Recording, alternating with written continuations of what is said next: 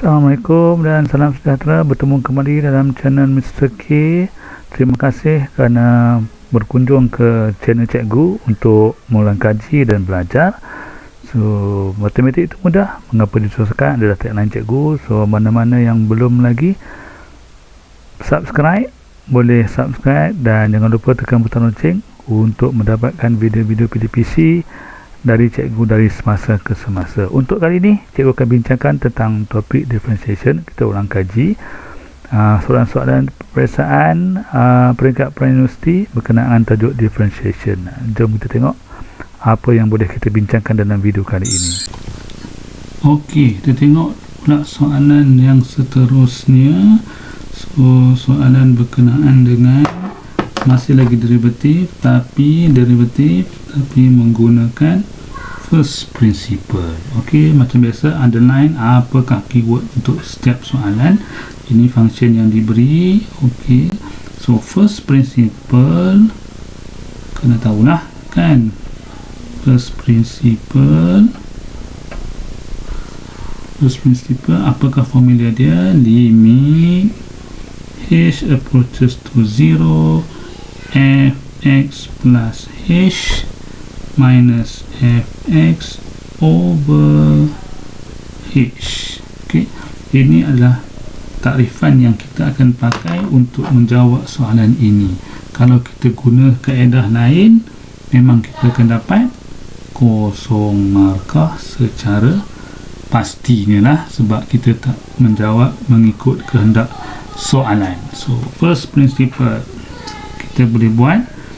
First, kita nak tahu apakah fx. Dah tahu fx plus h. So, cari dulu fx plus h adalah 6 over sert x plus h. Ok, itu kita punya fx plus h. Dan kita masukkan dalam takrifan first principle, f prime x equal to limit h approaches to 0.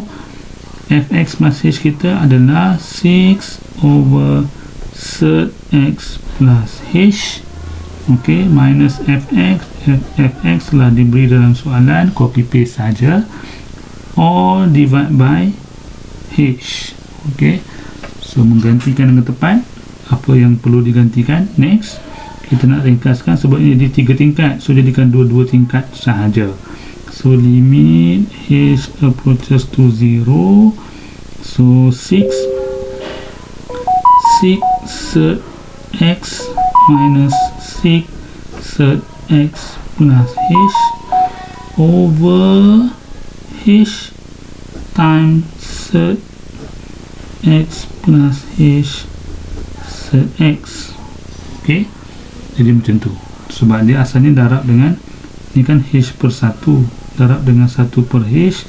So darab 1 per h, cikgu letak kat depan lah h ni, so memudahkan pengiraan kita nanti. So next, apa yang cikgu nak buat adalah 6 ni, 6. So tak naklah ada 6 kat sini, kita keluarkan. So limit h approaches to 0, 6 over h. Cikgu buat macam tu, 6 over h, faktulkan.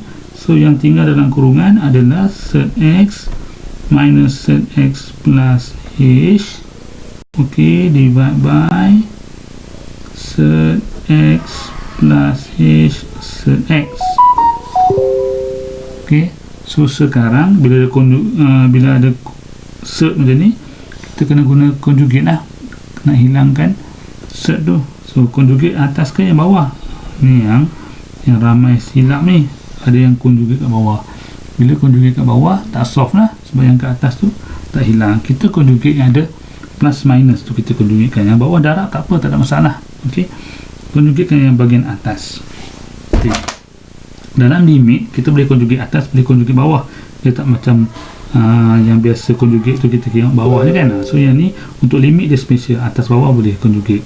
So kita tulis balik untuk darabkan dia dengan conjugate dia. Ok, bawah sebab dia darab, dia tak jadi apa-apa. Ok, tak jadi apa-apa means dia kekal macam tu. Darab dengan apa-apa pun dia tak boleh ubah, sebab dia memang darab kan.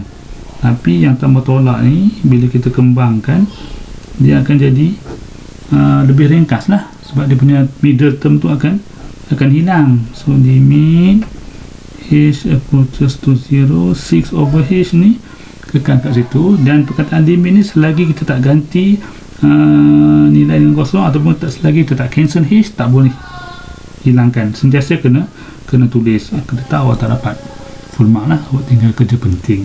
Next, kita kembangkan yang mana? Kembang yang atas je, bawah tak payah kembang, sebab conjugate sekarang ni kita rujuk kepada atas. So atas yang kembang, bawah kekalkan macam tu.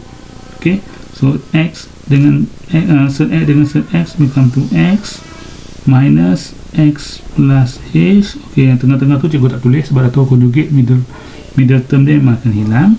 Over yang bawah ni copy paste, tak payah buat apa-apa sebab kita conjugate untuk orang atas, orang bawah follow sahaja, tak payah nak kembang-kembang, nanti kita yang pening. Ok, next kita nak buat apa? Ok, so ringkaskan limit h approaches to 0, 6 over h, bahagian atas akan habis, tinggal negatif h over set x plus h, set x times set x plus set x plus h. Ni cikgu buat cara yang panjang sikit lah, bagi nampak jelas satu persatu. Kalau dah clear dah ni, boleh skip ni step ni. ok, terus boleh dari sini terus dari sini. Kalau terror lah, kalau tak terror pun tak apa, buat satu tak ada masalah. ok, yang penting faham. ok, next. ok, first principle, apa tujuan dia? Tujuan dia kita nak hilangkan h tu. ok, nak hilangkan h yang bawah ni, sebab h kan approaches to 0. Kalau h approaches to 0, gantikan h ni dengan kosong, memang jadi undefined lah, sebab h ni kat bawah. So tujuan kita dah nak conjugate semua tu supaya h ni kita boleh cancel.